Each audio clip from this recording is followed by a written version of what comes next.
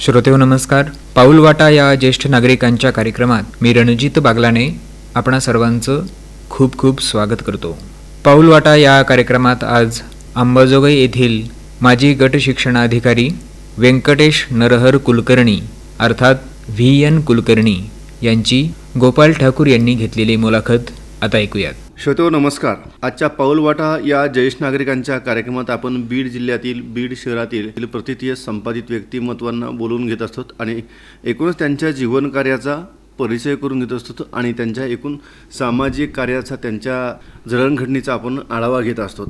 आज आपल्या आकाशवाणी बीड केंद्राच्या स्टुडिओमध्ये राष्ट्र छात्र सेना अधिकारी म्हणून पुरस्कार मिळालेले आणि बीड जिल्हा परिषदचे माजी शिक्षणाधिकारी या सर्वच वेगवेगळ्या पदावर अतिशय लीलाया काम करणारे व्यंकटेश कुलकर्णी आज आपल्या आकाशवाणी बीड केंद्राच्या स्टुडिओमध्ये आलेले आहेत. सर नमस्कार. नमस्कार. सर आपला जन्म कुठे झाला? माझा जन्म केस तालुक्यातील कुंभेफळ या गावी झाला. बरं. कधी झाला? 1947ला. बरं बरं. मग तुम्हाला स्वातंत्र्याचा काळ काही आठवतो का? हो, स्वातंत्र्याचा काळ जरी मी त्यावेळेस लहान असलो हां तरी 4-5 वर्षाचा झाल्यानंतर माझ्या घरामध्ये हां माझे आई वडील काका आजोबा हे त्या काळाच्या सारख्या कल्पना देत होते हां की 47 ते 48 म्हणजे जेव्हा मराठवाडा मुक्ती संग्राम होईपर्यंत आपल्याला कशा प्रकारे त्रास झाला किंवा कोणत्या संकटाला आपल्याला तोंड द्यावं लागलं हे ते सांगत असत. त्याच्यामुळे ते जाणीव मला आहे. आणि तो इतिहास तुम्हाला? हो, इतिहास आई वडिलांकडून इतिहास कळतच ना की आमचं गाव, आम्ही एका खेडेगावात जन्मलो. बरं. या खेडेगावात अल्पसंख्याक म्हणून समाज होता. आमचं एकच घर होतं आणि त्यामुळे रजाकार हा जो काही प्रकार होता जो इतरांना म्हणजे त्रास द्यायचा स्वातंत्र्याच्या काळामध्ये त्यांचा त्रास आमच्याही कुटुंबाला व्हायचा. बरोबर आहे. आणि त्यामुळं आम्हाला एका गावाहून दुसऱ्या गावाला शिफ्ट व्हावं लागायचं. आणि त्या काळामध्ये हे जे स्वातंत्र्य सेनानी होते, आमचे वडील त्या काळामध्ये पटवारी होते. बरं. आणि ज्या शाळेत ते शिकत होते तिथले सगळे गुरुजन योगेश्वरी नूतन विद्यालय या शाळेचे विद्यार्थी होते आणि ते गुरुजन हे स्वातंत्र्य लढ्यामध्ये सक्रिय होते. त्या काळामध्ये सक्रिय असताना हे गुरुजन माझ्या घरी मोठा वाडा होता कुंभेफळा, 80 खणाचा वाडा होता आणि त्यामध्ये बळद होते. बळद म्हणजे ज्याच्यामध्ये ज्वारी गहू धान्य, बळद म्हणजे जमिनीच्या खाली बळद असतं. अच्छा अच्छा. बरं. त्याचं हे साठवून ठेवायचे, त्याला झाकण असायचं. ते साठवून ठेवल्यानंतर ते धान्य असायचं आणि हे स्वातंत्र्यवीर स्वातंत्र्य सैनिक गावोगाव लपत छपत शाळेचे जे शिक्षक होते ते स्वातंत्र्य लढ्यात सक्रिय होते. बरं. आणि त्यांच्यावर जेव्हा वॉरंट वगैरे निघाले तेव्हा ते म्हणजे फरार होत. त्या काळामध्ये ते आमच्या घरी त्या बळदाच्या कुलीमध्ये आमचे वडील त्यांना 1-2 रडता ठेवून घेत. पण स्वातंत्र्य सैनिकाचा जो काही हे आहे त्या काळात कसं होतं की लोकांना भीती वाटायची आपलं नाव जर पोलीस स्टेशनला गेलं तर. म्हणून हे जरी काम करत असले आमचे वडील काका आजोबा तरी कुठेही पोलीस स्टेशनला वगैरे उल्लेख त्याचा होत नव्हता. आणि त्यामुळं तो काळ आम्हाला सांगत होते ना. आमचे आई सांगायची, वडील सांगायचे की आम्ही जेव्हा एका गावातून रात्रीतून एका गावातून दुसऱ्या गावाला जातो. बरोबर आहे. बरोबर. भूमिगत चळवळी त्यावेळेस. भूमिगत चळवळी नाही, हे रजाकारांचा त्रास होता ना. हे रजाकार लोक गावातले जे प्रतिष्ठित माणसं आहेत त्यांच्या घरी डाके घालायचे. बरं. म्हणजे मारहाण लूटमार करायची. त्यामुळं आमचं गाव प्रतिष्ठित आणि पटवाऱ्याचं असल्यामुळं बरोबर ते तिथंही येत. पण सुदैव असं आहे की आमच्याकडे जे नोकर चाकर होते ते मुसलमान असूनही आमच्याशी प्रामाणिक होते. क्या बात आहे. वा. आणि त्यांनी सांगायचं की आज आपल्याकडे रजाकार येणार आहेत, तुम्ही पंत म्हणायचे आमच्या वडिलाला, पंत तुम्ही आपण घर सोडून जाऊ. बर. आणि मग एका गावाहून दुसऱ्या गावाला जायचं. हे सगळे अनुभव त्या काळामध्ये आमच्या आई वडील हे सांगायचे. तो काळात म्हणजे असा त्रासाचाच होता. बरोबर. 48 पर्यंत. मग तुमचं शिक्षण वगैरे? माझं शिक्षण 4थी पर्यंत कुंभेफळ. माझं आजूरच्या बाजूला चंदन सावरगाव म्हणून तिथं झालं. आणि नंतर आमच्या वडिलांनी ही जी सामाजिक परिस्थिती बदलत गेली, इथं राहून उपयोगाचं नाही म्हणून आम्ही शिक्षणासाठी आमचं घर त्यांनी आंबेजोगाईला हलविलं. बरं. म्हणजे वयाच्या 6-7 वर्षाच्या नंतर. आणि आंबेजोगाईला सेटल झालो. बरोबर. मग त्या काळची शिक्षण पद्धती कशी होती? त्या काळची शिक्षण पद्धती म्हणजे एकतर शिक्षकाबद्दल आदरयुक्त भीती होती आणि शिस्त हाच एक पर्याय होता. बरोबर. मुलांना शिक्षण हे शिस्तीतूनच येतं, हां. यावर त्यांची भूमिका, पालकांची भूमिका, ठाम होती. समाजाची भूमिका ही अशीच होती. त्याला विरोध नव्हता शिस्तीला. हां. हं. पुढचं शिक्षण कसं झालं? आंबेजोगाईत योगेश्वरी नूतन विद्यालय या शाळेमध्ये झालं. हां. आंबेजोगाईला 10वीपर्यंत. हां. आणि त्याच्यानंतर 11वी 12वी म्हणजे त्या काळामध्ये ते PUC PPC होतं, हां. ते आंबेजोगाईचं प्री झालं, university course. Pre university course. अच्छा. हो. आणि त्याच्यानंतर मी थोडेसे 2-3 मार्क कमी पडले हं. म्हणून मेडिकलला जाऊ शकलो नाही. बर. त्या काळामध्ये तुम्हाला आता नवल वाटेल हां. की माझ्यापेक्षा कमी मार्क असला विद्यार्थी 7,000 रुपये हां. भरून हां. मेडिकलला गेला. बरोबर. पण आमच्या वडिलांचे काही तत्व होते. बरोबर. त्या तत्वानुसार आमचे वडील म्हणले की पैसे भरून मेडिकलला जायचं नाही. बरोबर. तत्वनिष्ठ माणसं असतात. हां. आणि त्यामुळं तत्वनिष्ठ असल्यामुळं हां. अनेक संधीसुद्धा हां. त्याच्यामध्ये काम करू दिलं नाही. आजची परिस्थिती सगळी वेगळी आहे. बरोबर आहे. आज सगळं मुलांना ऐकून आपण चालतो. अगदी. पण त्या काळामध्ये अनेक संधी उपलब्ध होऊन सुद्धा हां. त्या मला त्यांनी तिथं जाऊ दिलं नाही. अच्छा. माझं पहिलं सिलेक्शन झालं, मी BSc झालो 1967ला. हं. आणि त्यानंतर मग मी एम्प्लॉयमेंट मार्फत वेगवेगळ्या ठिकाणी अर्ज केले. हां. पहिला कॉल आला तो जेलर ऑफिसरचा, बर. कारण मी कॉलेजच्या ह्याच्यामध्ये BC सर्टिफिकेट NCCचे पास झालो होतो. बर. NCCमध्ये C B certificate. Certificate C certificate pass झालो होतो. बर. बर. जेलर ऑफिसर म्हणून पहिला कॉल आला वा. आणि मी सिलेक्ट झालो. हां. अच्छा. पण वडिलांनी नकार दिला, या पोस्टवर तू काम करणं मला आवडणार नाही, हां. कारण हे सगळे वेगवेगळ्या क्षेत्रातले लोक असतात, ते आपल्यासाठी योग्य नाही. बरोबर. असे वेगवेगळ्या कोऑपरेटिव्ह ऑफिसर म्हणून सिलेक्ट झालो. त्याच्यानंतर पुन्हा बँकेमध्ये सिलेक्शन झालं, परंतु काही त्या ह्याच्यामध्ये सिलेक्ट झालं नाही. आणि जेव्हा मी शिक्षकाची नोकरी पत्करली हां. तेव्हा त्यांच्या जीवनातला सगळ्यात मोठा आनंद मला त्यांच्या चेहऱ्यावर दिसला. क्या बात आहे. ठरवून झाल्यासारखं सगळं. ठरवून झाल्यासारखं, म्हणजे त्यांना ते आवडायचं नाही, ते बोलून दाखवायचे स्पष्ट की हे क्षेत्र तुझ्यासाठी नाही, आपल्यासाठी नाही, बरोबर आहे. कुटुंबासाठी नाही. हां. की म्हणजे त्यांना वेगवेगळ्या प्रकारची भीती वाटायची, अगदी. की शाश्वती भीती हे त्या काळामध्ये पालकांना वाटायचे. बरोबर. मग शिक्षक म्हणून काम करतानाचा अध्यापन करतानाचा अनुभव कसा होता? खूपच छान होतं. बर. खूपच छान. म्हणजे मी जेव्हा हे स्वीकारलंच हां. तेव्हा मी त्याच्यामध्ये म्हणजे पूर्णपणे समर्पण करून माझी सेवा शिक्षण खात्याला दिली. शिक्षकी पेशा हे एक व्रत आहे. हो. आणि व्रत घेणाराच शिक्षक हा यशस्वी होतो. बरोबर आहे. सध्या परिस्थिती जी आहे ते व्रत म्हणून न पाहता वेगळ्या पद्धतीनं पाहिलं जातं. हां. आणि व्रत, कारण माझ्यावर संस्कारच, योगेश्वरी नूतन विद्यालयातील शिक्षकांचे संस्कारच असे होते, हां. ते सगळे संस्कार माझ्या अंगात असल्यामुळं, ती शिस्त माझ्या अंगात असल्यामुळं आपोआपच मी त्यात यशस्वी होत गेलो. बरोबर. काय आणि विद्यार्थ्यांना माझ्याबद्दल भरपूर भीतीही वाटायची, बर. हे अगदी कबूल करायला हरकत नाही. Yes. कारण एकेकाळा मी त्यावेळेस तरुण काळामध्ये हं. मी भरपूर शिक्षाही करायचो मुलांना, अच्छा. पण विद्यार्थ्यांनी, पालकांनी, गावकऱ्यांनी तक्रार केली नाही. शिस्तप्रिय विद्यार्थी घडला पाहिजे. मी जी सेवा केली हां. ती जिल्हा परिषद माध्यमिक शाळा गिरवली इथं 11 वर्ष सेवा झाली. हं. या 11 वर्ष सेवेमध्ये मी ती शाळा सर्व सहकारी एक टीम म्हणून आम्ही काम करत होतो. बर. ती या बीड जिल्ह्यामध्ये सर्वात चांगली शाळा म्हणून नावाजलेली असायची. अच्छा. काय बरोबर. आणि टीमच अशी होती ती हं. की सर्व मिळून हं. कुठल्याही आदेशाची वाट न पाहता हं. सगळे काम करायचे. वा. कुठलाही आदेश नसताना त्या काळात म्हणजे 1970 हां. 72 हां. त्या काळामध्ये आम्ही 0 आवर तास घ्यायचो क्या बात. 10वीच्या विद्यार्थ्यांसाठी. बरोबर. आणि स्कॉलरशिपचे तास 9 वाजता सुरू व्हायचे. बरोबर.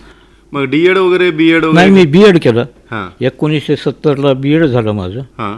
आणि BEdच्या काळामध्ये जे संस्कार माझ्यावर झाले, हां. अतिशय उत्कृष्ट प्रकारचे प्राचार्य अध्यापक लाभले BEdला. बर.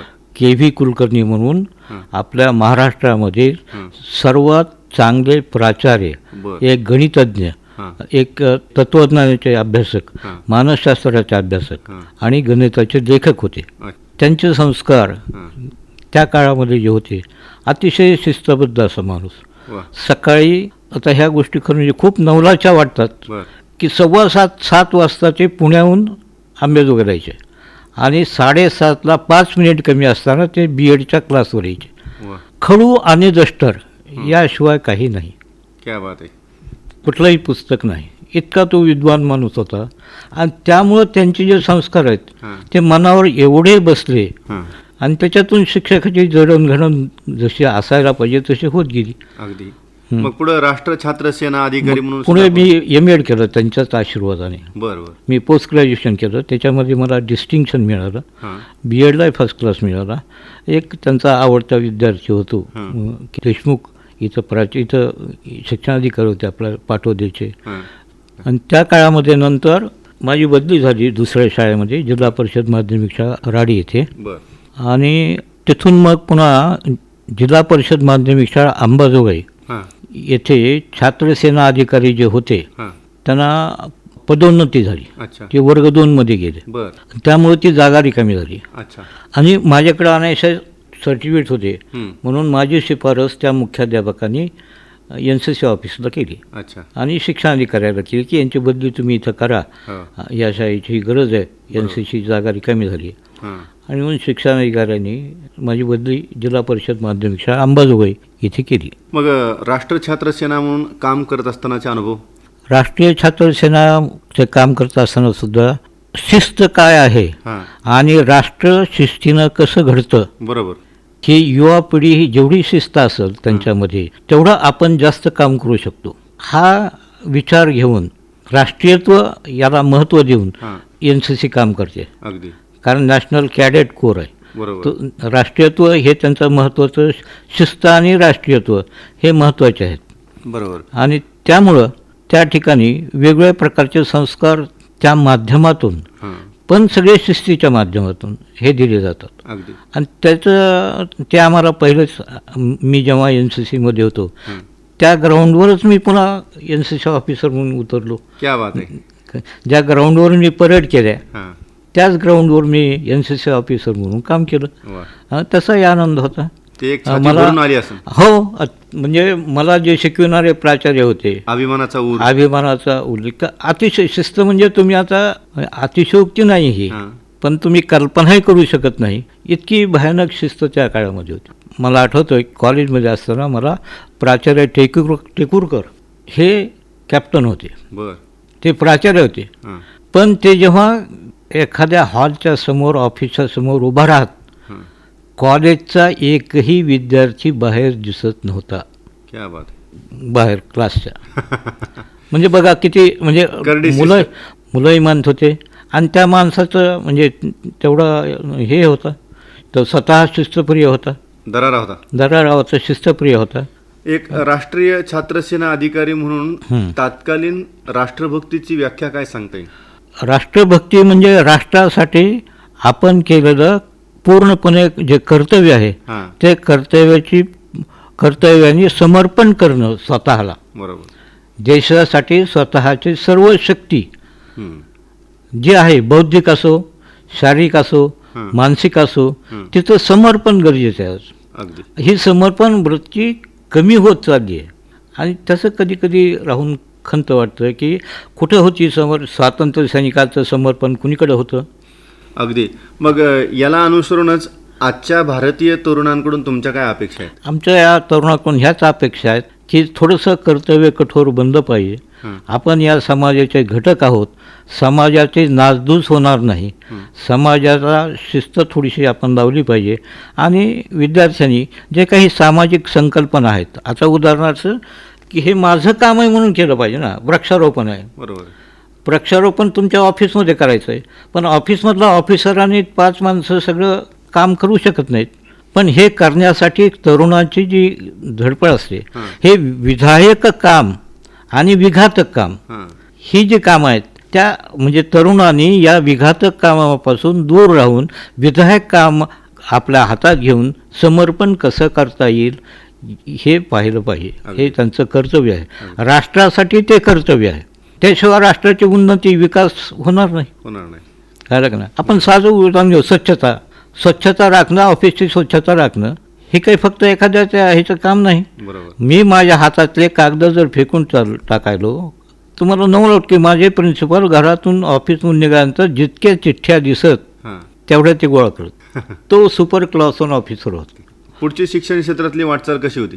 मी शिक्षक, राष्ट्र छात्रसेना अधिकारी झाल्यानंतर पुन्हा विस्तार अधिकारी. हो, विस्तार अधिकारी. हां, राष्ट्रीय छात्र सेनेत भरपूर काम केलं. बरं. भरपूर म्हणजे हे वृक्षारोपण आहे, समाजामध्ये जागृती आहे, पथनाट्य आहे. दिल्लीला गेलते का तुम्ही? नाही, दिल्ली नाही. अच्छा. दिल्लीला थोडेसे काही इतर काही कारणं असतात. अच्छा. काय त्याच्यामधलं सिलेक्शन ही खूप आवड असतं. अच्छा. 2 राऊंड मी होतो. हां. तिसऱ्या राऊंडला हां. म्हणजे त्याची काय असतं, फिजिकल फिटनेस ही फार काळजीनं काटेकोर पाहिली जाते. बरोबर आहे. मग थोडासा पाय कुठंतरी माझा दुखावला होता. म्हणजे एका कॅम्पला मी गेलतो. बरं. कामठीला NCC ऑफिसरचा कॅम्प असतो. बरं. ती 1 महिना कोर्स असतो. हां. रिफ्रेशर कोर्स म्हणतात. बरं. तिथलं जे सगळं शिक्षण आहे ते सगळं सैनिकी असतं. तिथला हवाल आमचा बिर्ला कॅप्टनचा होता. अगदी. पण तिथला हवालदार आम्हाला सांगायचा, साहेबजी दौडना पडेगा. आता आम्ही साहेब होतो, हां. पण तू पळवायचं. त्या ह्याच्यामध्ये थोडासा पाय असा सडकेची जी ही असते 2 भाग तिथं घसरला होता आणि फ्रॅक्चर झाला होता. फ्रॅक्चर होऊनही मी 1 महिना तो कोर्स पूर्ण केला. क्या बात. वापस नाही जायचं म्हणलं इथून.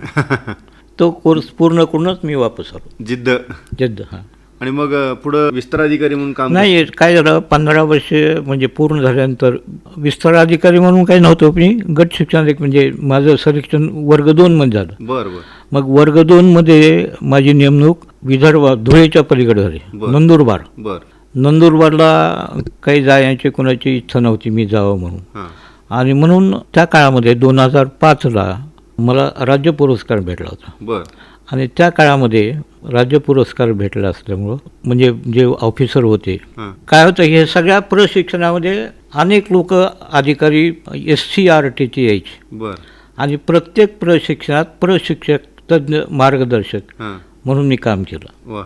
कुठलेही जेवढे राष्ट्रीय शैक्षणिक धोरण आहे, हो. नवीन शैक्षणिक धोरण आहे, ह्या सगळ्या ह्याच्यामध्ये माझं नाव तज्ज्ञ मार्गदर्शक म्हणून प्रत्येक वेळेला असायचं. मग ते प्राथमिक लेव्हलला, माध्यमिक लेव्हलला, राज्य पाठ्यपुस्तक मंडळ असेल. राज्य पाठ्यपुस्तक मंडळाच्या बैठकीला, अच्छा.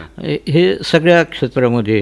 आणि त्यामुळं ते म्हणले की नंदुरबाराजी तुम्हाला इतर ठिकाण तुम्ही सांगा. हां. मग मी म्हणलं की माझं क्षेत्र आवडतं हे अध्यापनाचं आहे. बरं. प्रशासकीयपेक्षा अध्यापन मला आवडतं. हां. आणि म्हणून मी सोलापूर डाएट मागून घेतलं. बरं. डाएटचे प्राचार्य. नाही, अधिव्याख्याता, अधिव्याख्याता. सुपर क्लास बरं. अधिव्याख्याता. अच्छा. मग तिथं मी 1.5 वर्ष अधिव्याख्याता म्हणून काम केलं. अच्छा. पुढची वाटचाल. पुढची वाटचाल मग पुन्हा काय झालं की माझी आई आजारी होती. अच्छा. त्यामुळं मी म्हणलं की मला अंबाजोगाई, बीड कुठेही मला मुख्याध्यापक म्हणून द्या. हां. मग त्यांनी मला काय केलं की आता तुमची सेवा 1-1.5 वर्ष राहिली आहे, हां. तुम्ही गट शिक्षणाधिकारी म्हणून काम करा. आणि म्हणून त्यांनी बीडला बदली केली, बरं. बीडचे BO होऊन. बीडच्या BO म्हणून. हां. मग मी इथं रुजू झालो. अच्छा. पण मी इथं समरस होऊ शकलो नाही. अच्छा. म्हणजे मनाने जे हे आहे हां. उभारी. उभारी, हां. ती मला घेता आली नाही. तर माझं अपयश असेल कदाचित काही असेल. हां. आणि मग मी पुन्हा शिक्षण मंत्र्यांना स्वतः भेटलो. बरं. त्यांना सांगितलं की माझी बदली मुख्याध्यापक म्हणून तुम्ही करा आणि ती शाळा कशी आहे हे पाहण्यासाठी तुम्ही या. क्या बात आहे. आणि ते त्यांनाही आश्चर्य वाटलं की मी ज्यांना BO म्हणून दिला आदेश ते मुख्याध्यापक होऊ इच्छितात. कारण मुख्याध्यापक हे कमी दर्जाचं मानलं जातं ना. हां. BO हे तालुक्याचा प्रमुख असतो. हां. म्हणलं तसं काय नाही, माझं 1 वर्ष राहिलं आहे, हां. मी मुख्याध्यापक म्हणून का. त्यांनी ऐकलं, ते बरोबर. अगदी सामंजस्यपणे ऐकून घेतलं आणि त्याच दिवशी आदेश दिले. बरोबर. मग आता तुम्ही सोलापूर, बीड असा तुमचा सगळा प्रशासकीय बदल्यांमध्ये हा प्रवास हो, झाला, हो, शैक्षणिक प्रवास सुद्धा. हो. मग यामध्ये विद्यार्थी आणि तुमच्या काही त्या काळातल्या त्या विद्यार्थ्यांबरोबर तुमच्या काही आठवणी असतील ना? हो, भरपूर. अजूनही ते विद्यार्थी आठवण करतात, बरं. येतात, भेटतात, हां. लेखी स्वरूपात आठवणी देतात. बरं. हो, अजूनही कार्यक्रमाला विद्यार्थी हे ज्या ठिकाणी त्यांचं कार्यक्षेत्र आहे हां. त्या कार्यक्षेत्रामध्ये सुदैवाने माझ्या विद्यार्थी बोलवतात. वा. हो, आता किती वर्ष सेवा झाली आपली? माझी 39 वर्ष सेवा झाली. 39 वर्ष. बरं. मग त्या आता सेवानिवृत्त कधी झालात? मी 2000 7ला सेवानिवृत्त झालो. अच्छा. मग 2007च्या नंतर मग आपण घरी न थांबता आपण वेगवेगळे काय काय उपक्रम आपण चालवले, हां, घरी न थांबता.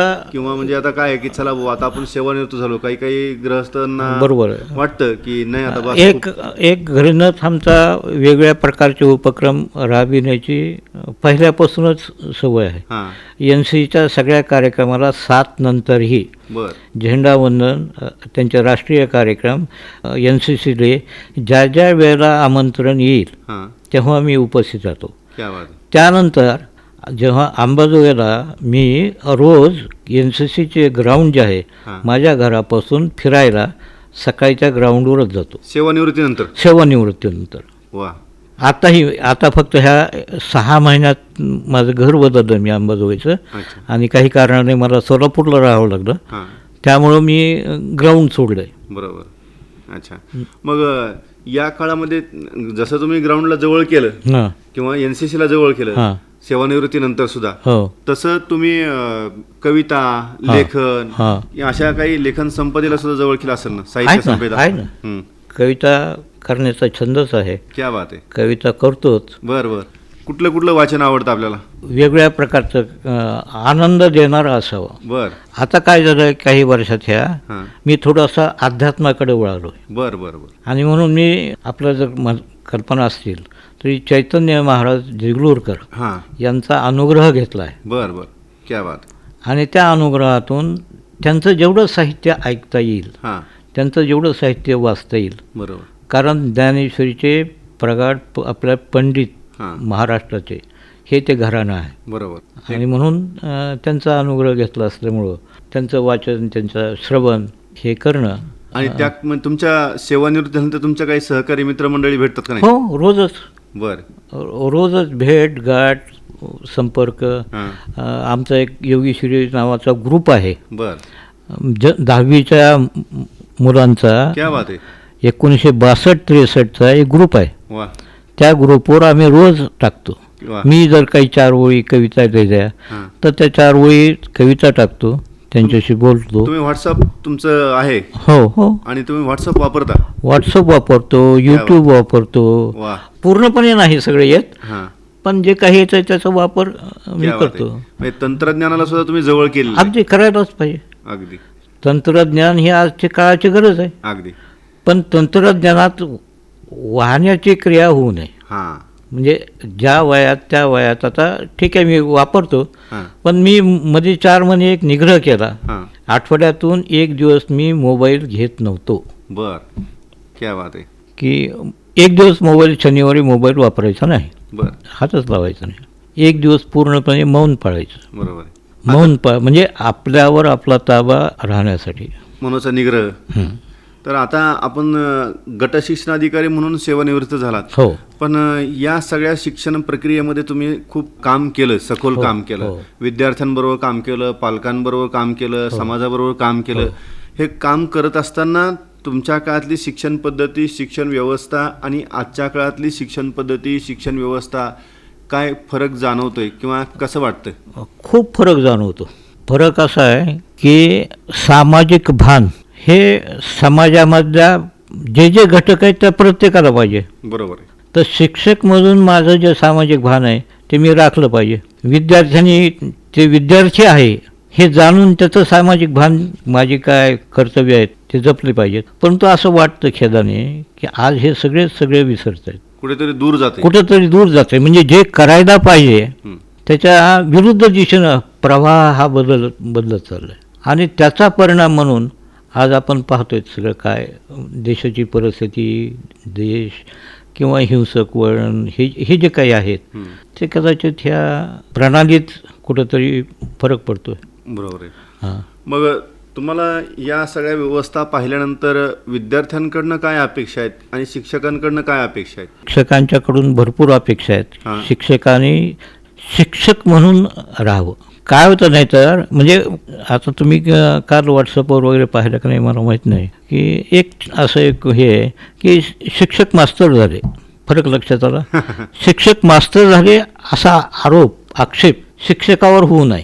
शिक्षकांनी शिक्षक म्हणूनच कार्य करावं. पण त्याला आज परिस्थिती वेगळ्या प्रकारची परिस्थिती आहे, बदलते आहे. आणि त्या बदलत्या परिस्थितीत त्याला वागणं त्याचं मी जेव्हा अशा लोकांशी सुद्धा चर्चा करतो. माझा संवाद असतो की एखादा शिक्षक आहे, कोणतरी येऊन सांगतं की त्याचं वागणूक काही बनलं, मी त्याशी संवाद साधतो की कोणत्या परिस्थितीत असं घडतंय. चूक झाली मान्य करून ते थोडंसं ह्याच्यावर येण्याचा प्रयत्न करतात. अच्छा. तेही माझ्याशी ह्याच्यात संवाद साधतात. अच्छा.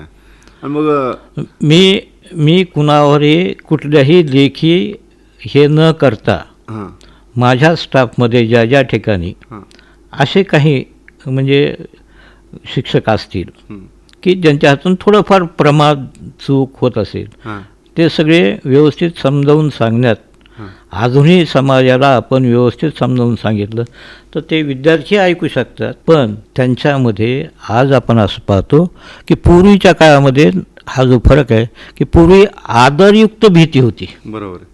शिक्षकांचा आदर वाटायचा. शिक्षकांचा आदर का वाटायचा? शिक्षकांची वागणूक तशी असायची. अगदी. शिक्षकांची वागणूक जर आदरयुक्त असेल, विद्यार्थ्यांना जाणणारी असेल, पालकाला जाणणारी असेल, समाजाला जाणणारी असेल, तर त्या शिक्षकाची आदरयुक्त भीती ही सगळ्यांनाच होते. मी सांगितलं तुम्हाला की माझे शिक्षक कधी काही मारत नव्हते. मला आता हे संपदा कुलकर्णीचे वडील एस कुलकर्णी होते, एस कुलकर्णी, ह्यांचं अनुकरण करावं तेवढं थोडं आहे. ते माझे मित्र होते, अतिशय जवळचे मित्र. सुधाकरराव कुलकर्णी संपदाचे वडील अतिशय जवळचे मित्र होते. त्यांचं अनुकरण जेवढं तुम्ही कराल तेवढं थोडंच होतं. एक मित्र म्हणून एक मार्गदर्शक. मित्र नाही नुसते, मित्र तर होतेच, पण एखाद्या गोष्टीला मार्गदर्शन करायचे आणि आपला वेळ समर्पण करायचं. आता तुमच्या माहितीसाठी सांगतो का, मी 10 वर्ष जिल्हा परिषदच्या शाळेमध्ये 10वीच्या मुलासाठी सुटीमध्ये मोफत वर्ग चालविला. आणि त्या कार्यक्रमाला हे शिक्षण विस्तार अधिकारी असूनही दररोज येऊन बसायचे. मग त्यांचं अनुकरण मी करू नये का? ज्याचा त्या व्यवस्थेशी काही संबंध नाही, ते जर लोक आम्हाला मदत करीत असतील, पण सेवेप्रती समर्पण भाव त्यांचा समर्पण भाव होता, मग ते थोडं तरी माझ्यात यावं असं मला वाटायचं. बरोबर. म्हणून असे शिक्षक होते, असे मुख्याध्यापक होते, त्यांची खूप नावं, खूप यादी होईल जी ते सांगितलं तर. मला म्हणजे असं वाटतं की एक मॅट्रिक ट्रेन झालेला शिक्षक होता वाघमारे म्हणून, आणि सोमनाथप्पा वाघमारे, ते राष्ट्रपती पुरस्कार विजेते होते. पण पदवीवर नाही, 10वी ट्रेन DED असूनही ते एवढे कल्पक होते की त्यांच्यापासून बरंचसं मी शिकलो. मी ग्रॅज्युएट असूनही, म्हणजे मी सायन्सचा विद्यार्थी असूनही त्यांच्यापासून बरंचसं शिकलो. समस्या खूप आहेत. बरोबर आहे. शिक्षणामधल्या समस्या रोजच्या रोज वाढत आहेत. आता सध्या मग आपण काय करतायत? पुस्तक वगैरे वाचन वगैरे? आता काय झालं, ह्या 3-4 महिन्यापासून थोड्याशा लिमिटेशन्स माझ्या डोळ्याच्या येऊ लागल्यात. बरं. मी ज्ञानेश्वरी वाचतो रोज. अच्छा. एक 50 ओव्या. मग ह्या सगळ्या ह्याच्यामध्ये आपल्याला आवडलेलं एखादं पुस्तक, आवडलेला चित्रपट तसं म्हणाल तर म्हणजे मी चित्रपटात फारसा रस घेत नाही. आवडलेलं पुस्तक? स्वामी. रणजित देसाई. युगंधर स्वामी. भरपूर वाचन आहे माझ्याकडे. आता सध्या ही 1000 पुस्तकाचा संग्रह आहे. आता आपलं वय 80च्या जवळपास? हो, 80 आहे, चालूच आहे. तर या आयुष्याच्या सायंकाळी काही गोष्टी आपल्या राहून गेलेल्या असतात. एक निवांतपणा भेटल्यानंतर मनामध्ये विचार येतो, ही गोष्ट राहून गेली आहे, ती गोष्ट राहून गेली आहे. असं एखादी गोष्ट राहून गेलेली गोष्टची मनामध्ये रुखरुख राहते का? नाही, रुखरुख आता कसं आहे माहिती का, माझं जीवन एवढं पूर्णत्वाकडे आलेलं आहे. कौटुंबिक असो, सामाजिक असो, मला लोकांनी खूप स्वीकारलेलं आहे. लोकांनी भरपूर बहुमान दिलेला आहे. अनेक लोक, आता तुम्हाला माहिती नाही, माझा आमच्या तालुक्यात, जिल्ह्यात तुम्हाला व्यंकटेश नावाने ओळखत नाहीत, मला VN कुलकर्णी याच नावाने ओळखतात. तुम्ही आता गावात जरी येतात बीडमध्ये सुद्धा, तर VN कुलकर्णी म्हणल्यावर ते बरेचसे लोक मला इथं सुद्धा ओळखतात. आणि त्यामुळं ह्या सगळ्या लोकांनी मला सगळं भरभरून दिलं आहे. तुम्ही ज्येष्ठ तर आमच्यासाठी आहेतच, एक मार्गदर्शक म्हणून आहात. ते एक आमची जी सध्याची तरुण पिढी आहे, या तरुण पिढीसाठी काय संदेश द्याल तुम्ही? तरुण पिढीने थोडंसं आपल्या राष्ट्राचं हित कशात आहे, स्वातंत्र्यपूर्व मिळविण्यासाठी देशभक्तांनी राष्ट्रभक्तांनी जे कार्य केलेलं आहे हां त्याचा विसर पडू देऊ नये. एवढं त्यांनी कष्ट भोगलेत, त्या स्वातंत्र्यासाठी आपलंही काय कर्तव्य आहे याची जाणीव ठेवून पुढचं वागावं. बरोबर. तर काका, आज आपण आकाशवाणी बीड केंद्राच्या स्टुडिओमध्ये येऊन एकूणच आपण आपल्या जीवन कार्याबद्दल, शैक्षणिक क्षेत्रातील आपल्या उल्लेखनीय कार्याबद्दल आणि विशेषतः तरुण बांधवांनी किंवा युवकांनी राष्ट्रभक्ती कशी आपल्या स्वतःमध्ये तेवत ठेवली पाहिजे याबद्दल आपण सर्वच सविस्तर माहिती सांगितली. त्याबद्दल मी आकाशवाणी बीड केंद्रातर्फे आपले आभार मानतो. धन्यवाद. धन्यवाद सर. पाऊलवाटा या ज्येष्ठ नागरिकांच्या कार्यक्रमात आज अंबाजोगाई येथील माजी गट शिक्षणाधिकारी व्यंकटेश नरहर कुलकर्णी अर्थात VN कुलकर्णी यांची गोपाल ठाकूर यांनी घेतलेली मुलाखत आपण ऐकलीत. आणि याचबरोबर पाऊलवाटा हा कार्यक्रम समाप्त करत आहोत. मी आपला रेडिओ मित्र रणजित बागलाने आपला निरोप घेतो. नमस्कार. या कार्यक्रमाचे सादरकर्ते होते योगीराज बच्चे.